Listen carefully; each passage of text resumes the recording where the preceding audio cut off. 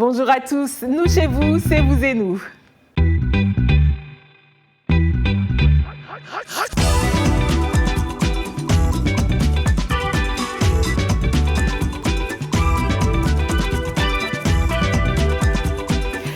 Chasseurs et gardiens spirituels, les Dozo luttent également contre l'insécurité au Burkina Faso. Un défilé de mode tout droit sorti des bidonvilles du Kenya. L'événement s'appelle Kibera Fashion Week. Il met en lumière les designers du bidonville de Kibera et vous verrez qu'ils méritent leur place à la table des grands couturiers. Ce qui nous amène à la question hashtag de cette semaine. Nous vous avons demandé les expressions vibrantes et diversifiées de la beauté trouvées dans les communautés défavorisées. Devraient-elles également avoir leur mot à dire dans le monde de la haute couture et pourquoi ? Voilà, place à une autre forme d'art. Je vous propose de partir à la rencontre de Raphaël Baindwa, un artiste peintre originaire de la République démocratique du Congo. Influencé par son identité culturelle, il utilise des flèches et d'autres artefacts congolais symboliques pour créer des récits vivants et convaincants à travers la peinture. C'est un reportage de Sims Loumani. Mon nom c'est Raphaël Baindwa, je viens du Congo. On est maintenant à Pont City Markets, à Rockall Theatre. C'est où mes arts que vous voyez derrière moi sont maintenant. Donc, je suis ici à Atlanta depuis 2014. J'étudie l'art ici à SCAD. Donc, j'ai commencé cette série depuis 2020. Depuis 2020, j'ai commencé cette série juste pour montrer ce qui se passe dans notre pays. Ce qui se passe dans notre pays n'est pas vraiment très beau à voir, que je veux montrer cette histoire que beaucoup de gens ne connaissent pas.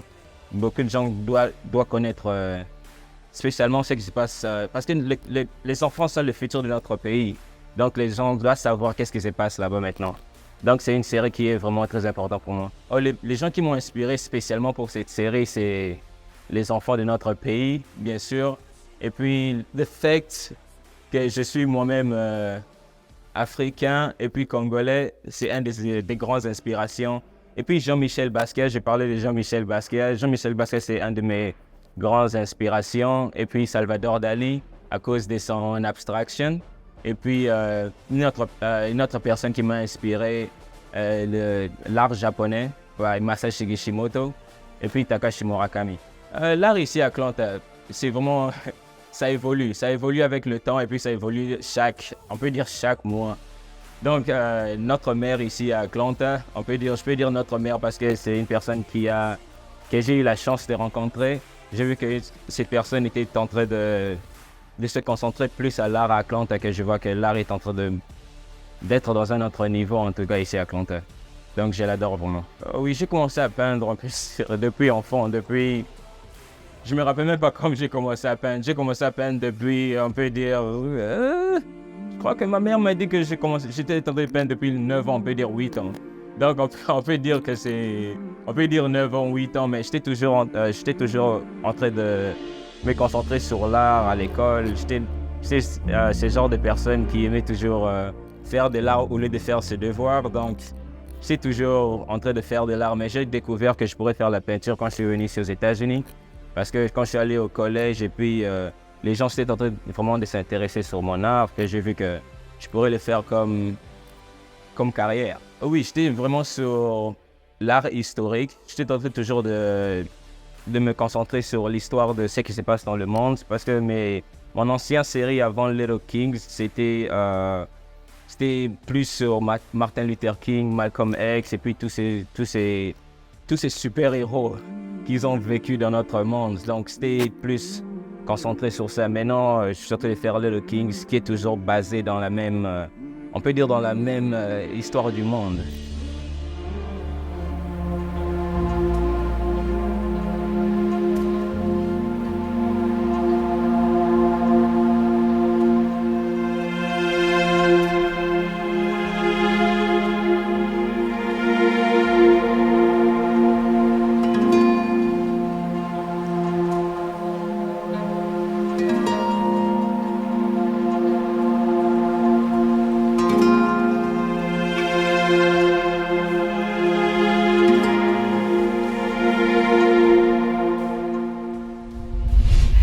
talent. Je ne suis pas vraiment une critique, enfin pas du tout d'ailleurs, une critique d'art professionnel, mais je trouve que c'est riche, ces tableaux, ils comportent beaucoup de détails, c'est très urbain, enfin voilà, en tout cas c'est très beau, bravo à lui. Alors savez-vous quel est le poumon de Vous et Nous? Eh bien c'est vous, notamment nos chaînes partenaires. Nous avons eu le plaisir de recevoir le fondateur et directeur de Balafon TV, l'une des chaînes partenaires de La Voix de l'Amérique au Cameroun. Il nous a parlé notamment des Balafon Music Awards qui auront lieu au mois de décembre. Suivons. Balafon, c'est aussi un peu d'événementiel. Vous organisez depuis quelques années les Balafon Music Awards. La prochaine édition, c'est bientôt en décembre. Présentez-nous ce projet en quelques mots et qu'est-ce que vous réservez à votre audience lors de cette édition qui arrive? Alors, nous avons 3 événements majeurs chaque année, en fait 4 en fait. On a un événement qui revient 2 fois, la Nuit du Rire. C'est le plus grand spectacle d'humour au Cameroun qui réunit sur la même scène chaque fois, tous les mois de mai et tous les mois de décembre, les meilleurs talents humoristiques du Cameroun et parfois d'ailleurs. On fait aussi venir du Gabon, de la Guinée-Conakry et de la Côte d'Ivoire. Donc, c'est un moment de rire que nous offrons au public camerounais qui permet également à Balafon de constituer un contenu pour sa chaîne de télévision. Nous avons les Seven Awards. C'est les grands prix du film camerounais qui récompensent tous les contenus de la télévision à travers le cinéma, les séries, les documentaires, les sitcoms et tout ce qui est humoristique. C'est la 3e édition, donc le 7 décembre. Le 14 décembre, c'est la Nuit du Rire, 18e édition.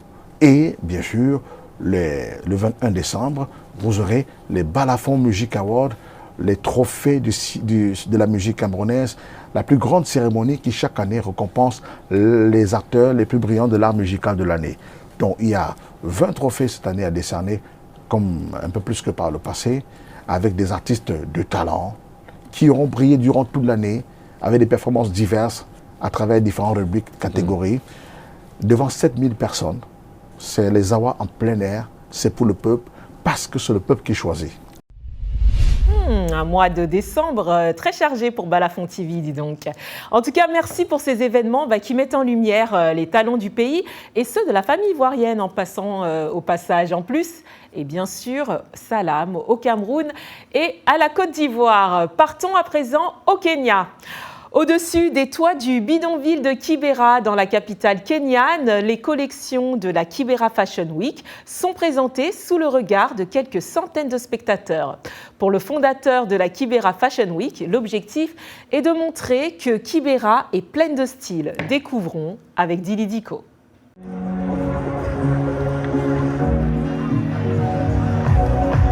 David Ochieng, surnommé Avido, est un designer de mode de 27 ans, né et élevé dans le bidonville de Kibera, dans la banlieue de Nairobi.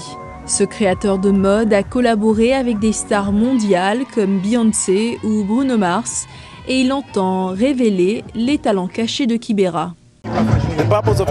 L'objectif de la Kibera Fashion est de créer des opportunités pour les jeunes qui grandissent aujourd'hui, d'avoir une expérience différente, parce que nous avons grandi dans un environnement où nous n'avons jamais eu l'occasion de connaître ce genre de choses.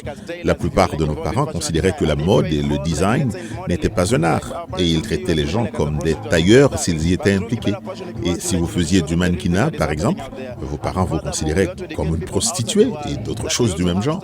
Mais grâce à la Kibera Fashion, vous pouvez leur montrer ce qui s'y passe vraiment. En plus, nous voulons montrer aux gens du monde entier que nous aussi, nous avons du style. Avec l'aide de plusieurs partenaires, dont l'Institut Nairobi Design, le collectif Masai Mbili, l'UE, le Goat Institute, la Kibera Fashion Week a financé et accompagné 11 projets retenus parmi 376 candidatures dans des styles très variés, travaillant des matières aussi diverses que le coton, la toile de jute, la laine, les perles et même le métal.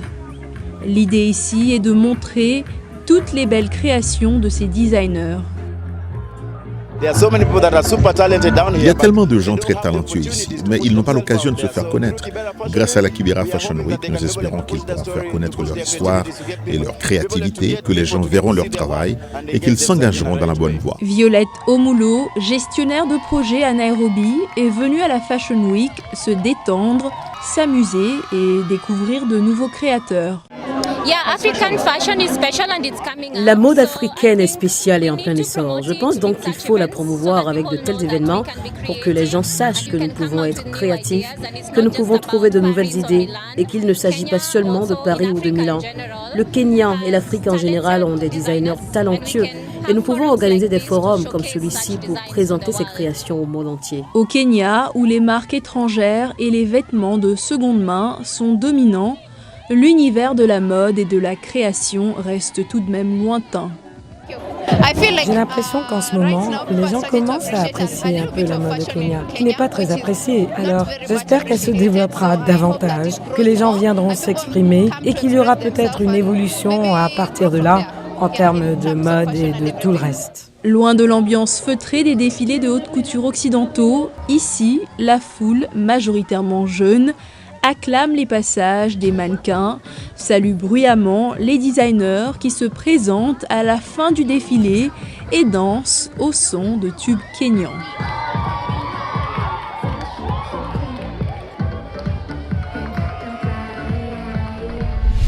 Le plus beau dans tout ça, en fait, c'est que le défilé se passe d'abord dans les bidonvilles et ils n'ont pas cherché à faire leurs preuves dans les milieux plus aisés.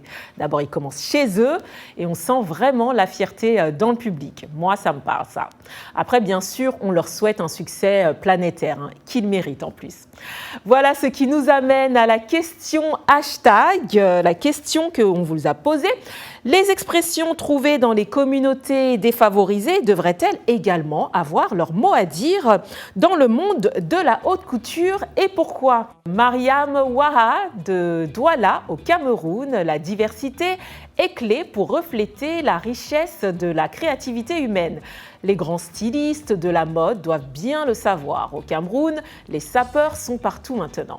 Michel Somboro, Bamako, Mali, l'influence de la haute couture est essentielle, mais il est aussi important d'écouter les voix des communautés défavorisées pour célébrer la diversité culturelle et permettre à chacun de s'exprimer librement. Pedro Alfonso Lunda Norte en Angola, les créateurs de mode et les artistes des communautés défavorisées méritent une place égale dans le monde de la beauté et du style. Les Africains ont beaucoup avancé dans la mode, ils doivent être soutenus. Maïmouna Ndiaye, Saint-Louis, Sénégal, les arbitres de la beauté et du style devraient être diversifiés, incluant à la fois les cercles de la haute couture et les expressions uniques de beauté trouvées dans les communautés défavorisées. Et enfin, Godard Mapan, au Kikwit en RDC, cela devrait être un mélange de représentants de la haute couture et de personnalités issues des communautés défavorisées, surtout chez nous en Afrique. Cela garantirait une représentation équilibrée et une célébration de la diversité dans le monde de la mode. Voilà, je pense qu'on est tous d'accord, la mode, les goûts, ça se trouve dans tous les milieux. Restez bien assis, nous revenons dans un instant pour la deuxième partie de Vous et nous. Washington Forum, le rendez-vous hebdomadaire de VOA Afrique à ne pas manquer. Chaque semaine, nous sommes ensemble pour 30 minutes pour décortiquer les grands sujets qui font l'actualité. Avec nos analystes et nos reporters, nous allons au fond des choses. Politique, économie, société, culture. Nous posons le débat et nos analystes sont là pour apporter l'éclairage. Washington Forum, c'est aussi vous, le public. Vous pouvez participer en réagissant au thème de la semaine sur nos réseaux sociaux. La rédaction de VOA Afrique vous donne rendez-vous sur ses chaînes partenaires, son site voaafrique.com et sur ses plateformes numériques pour prendre part à ce forum réalisé dans nos studios à Washington. À très bientôt dans Washington Forum. Attention, attention, chers passagers de tout horizon, le moment que vous attendiez tous est enfin arrivé. Après une longue pause, l'émission radio la plus captivante et divertissante sur VOA Afrique est de retour en studio 2. C'est le RM Show. Préparez-vous à voyager avec nous dans un univers sonore unique, oui, où se mêlent musique, anglais, blague du jour, actualité, interview, débat et bien plus encore. Vos brillants animateurs seront là pour vous offrir des heures de divertissement sans fin. Alors n'attendez plus, branchez-vous sur le RM Show et laissez-vous emporter par la magie des ondes chaque soir entre 20h et 21h temps universel. RM Show, c'est pas une émission, c'est une expérience. God bless. Peace Africa.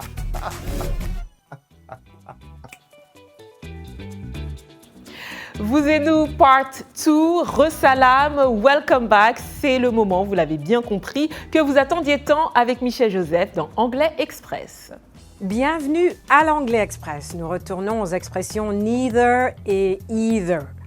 Attention, dans un tout autre contexte, either et neither se comportent comme des pronoms. Et either veut dire one or the other, soit l'un ou soit l'autre.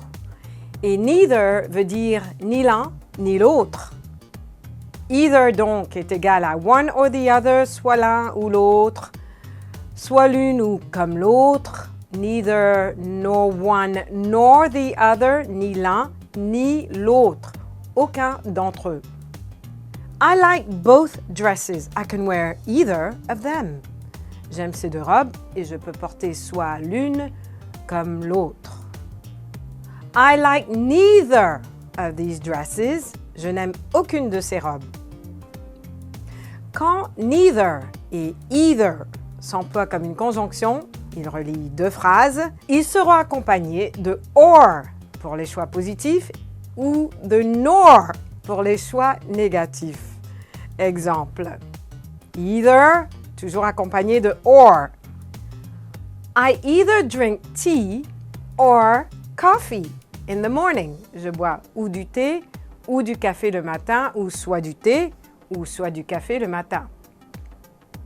To exercise, I either run or walk. Pour faire du sport, soit je marche ou soit je fais de la course. Neither, c'est toujours accompagné de nor. I neither drink tea nor coffee in the morning. Je ne bois ni thé ni café le matin. I neither walk nor run for exercise. Je ne marche ni ne fais de la course à pied pour faire du sport. Et voilà pour l'Anglais Express. Thank you Michel, et je le répéterai jamais assez. Si vous avez raté un épisode ou si vous voulez tout simplement revenir sur une leçon passée, n'hésitez pas à aller sur notre site voaafrique.com, rubrique Vous et nous. Passons à présent à notre rubrique Actualité. Les fans de la série Friends sont très attristés après le décès de Matthew Perry par noyade apparente à l'âge de 54 ans. Sa famille a déclaré en exclusivité à la presse qu'elle avait le cœur brisé par sa mort tragique. Les autorités s'efforcent de déterminer la cause du décès de Matthew Perry, qui a été retrouvé mort à son domicile de Pacific Palisades. Lorsque les secours sont arrivés, ils ont trouvé l'acteur sans réaction dans un jacuzzi, selon les sources policières. À Barcelone, le musée de l'art interdit ouvre ses portes. Une sculpture de Saddam Hussein ligotée dans un aquarium, un Ronald McDonald crucifié, des dessins réalisés par des prisonniers de Guantanamo. Le musée de l'art interdit à Barcelone rassemble des œuvres variées avec un point commun. Elles ont, à un moment ou à un autre, été prohibées. Le musée expose 42 œuvres qui ont fait l'objet d'une censure ou d'une dénonciation et choisit parmi la collection de 200 œuvres que l'homme d'affaires catalan Taxto Benet a acquis depuis 5 ans. Tout autre chose, garant de la tradition, les chasseurs traditionnels d'Ozo jouent un rôle important dans la lutte contre l'insécurité au Burkina Faso. Ils sont souvent vus aux côtés des forces de défense et de sécurité dans leur mission. Quelle est leur contribution et que devient leur activité traditionnelle de chasseurs? Reportage Alidou Ouedraogo. Les Dozo, qui sont à la base des chasseurs traditionnels, sont pleinement engagés dans la lutte contre les groupes armés terroristes au Burkina Faso. Pour parler de leur implication dans la lutte contre le terrorisme, nous sommes rendus chez le chef Dozo, Yacouba Drabo. Il est le coordinateur de l'Union panafricaine de la confrérie des Dozo sans frontières. Après quelques minutes d'attente, il nous reçoit dans son salon. Nous sommes au secteur 21 de Bobo-Dioulasso. Donc, c'est pour dire que, dans un premier temps, nous avons accompagné les autorités dans le cadre du renseignement. Hormis ça maintenant, sur les questions de volontaires, alors là, nous avons vraiment mis les Dozo à la disposition des autorités pour les formations de volontaires. Les Dozo à qui l'on prête des pouvoirs surnaturels disent aussi appuyer la lutte contre le terrorisme sur le plan mystique. Dans nos valeurs ancestrales, on a d'autres moyens de contribuer dans cette lutte-là, sans forcément passer par les armes. Initier des nuits, des veillées de prière, des sacrifices énormes. Blaise Sanou est un autre chef d'Ozo, communément appelé Dozoba. Il nous dit pourquoi la lutte contre l'insécurité est d'une importance capitale pour le Dozo.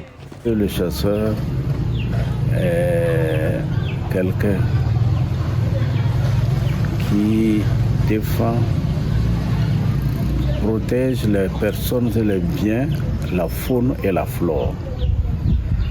Ça, c'est la devise des chasseurs. Mais aujourd'hui, à cause du terrorisme, tu ne peux pas le cultiver. Tu ne peux pas aller rendre visite à un membre de ta famille dans un autre village. Est-ce qu'en réalité, c'est quelque chose de normal? Que devient leur activité principale des chasseurs? Blaise Sanou répond.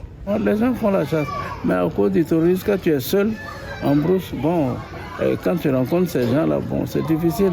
Toi, tu n'as qu'un fusil calibre 12. Eux, ils ont des armes sophistiquées. Vous voyez, c'est pas juste. Tu vois, tu ne peux pas faire ce que tu peux faire. Selon Yacouba Drabo, les Dozo ont payé un lourd tribut dans cette lutte. Nous avons été les premiers cibles des djihadistes, ce qui a causé des pertes énormes au sein de la confrérie. Nous avons perdu plus de 60 Dozobas qui ont été agressés directement à leur domicile et assassinés. En ce qui concerne la collaboration avec les forces de défense et de sécurité, les chefs d'Ozo ont reconnu qu'elle a été bonne, mais dénoncent un manque de matériel adéquat leur permettant de contribuer efficacement à la lutte contre le terrorisme. Alidou Ouedraogo, Bobo Dioulasso pour VOA Afrique. Bon, si entrer dans la confrérie vous intéresse, sait-on jamais. Sachez que le postulant au Dosoya doit informer d'abord sa famille de son désir d'entrer dans la confrérie des chasseurs, Dozo. Ensuite, il formule sa demande auprès d'un grand maître ou d'un doyen Dozo. Il est placé alors sous la responsabilité du maître du doyen Dozo, à qui il doit un dévouement, une obéissance inconditionnelle. Quand le maître juge que l'élève a bien assimilé les différents enseignements théoriques et pratiques et qu'il fait preuve d'un sens élevé d'intégrité et d'humilité, il le libère et l'autorise à rejoindre les siens après un bain rituel et une séance de bénédiction. Bonne chance à vous. Voilà, c'est la fin de cette émission. Merci à vous tous qui nous rejoignez du Togo, du Congo, de la Côte d'Ivoire, du Gabon, du Cameroun, de l'île Maurice, enfin bref, toute l'Afrique. Je vous envoie beaucoup d'amour. Et voilà, dans vos foyers. Et la bonne nouvelle, c'est qu'on a rendez-vous la semaine prochaine. Ciao, ciao.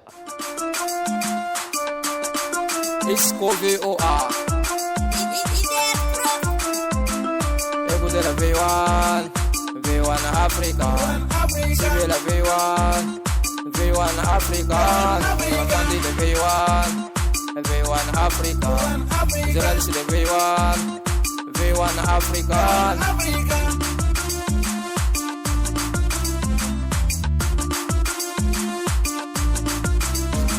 C'est le V1 Africa. Washington Forum, le rendez-vous hebdomadaire de VOA Afrique à ne pas manquer.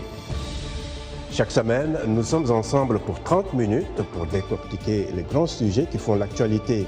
Avec nos analystes et nos reporters, nous allons au fond des choses. Politique, économie, société, culture. Nous posons le débat et nos analystes sont là pour apporter l'éclairage. Washington Forum, c'est aussi vous, le public. Vous pouvez participer en réagissant au thème de la semaine sur nos réseaux sociaux. La rédaction de VOA Afrique vous donne rendez-vous sur ses chaînes partenaires, son site voaafrique.com et sur ses plateformes numériques pour prendre part à ce forum réalisé dans nos studios à Washington. À très bientôt dans Washington Forum. Le Sahel, une région à la croisée des chemins. Focus Sahel, votre nouvelle émission sur VOA Afrique. Crise sécuritaire, montée de l'extrémisme, déplacement de populations à influence étrangère, VOA Afrique braque ses projecteurs sur la bande sahélo-saharienne pour vous aider à comprendre les enjeux qui sévissent dans cette région et les événements qui rythment la vie de ces pays. Retrouvez nos équipes à Washington et nos correspondants sur le terrain pour des reportages, des analyses et des interviews. Pour tout comprendre sur le Sahel, rendez-vous tous les mardis à 18h temps universel sur VOA Afrique, voaafrique.com et toutes nos plateformes digitales.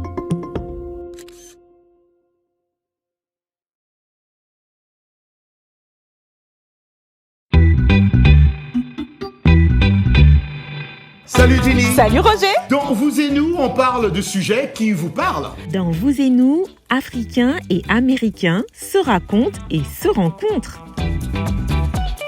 Les dernières tendances mode, mais aussi les gadgets indispensables. Les avancées technologiques, l'entrepreneuriat de jeunes. Un pont entre l'Afrique et le Nouveau Monde pour diffuser nos cultures. Et les bons petits plats. Yum yum, une bonne ambiance avec nos invités. L'émission explore les réussites, les ambitions et les aspirations africaines. Vous et nous. C'est vous. C'est nous. C'est vous et nous.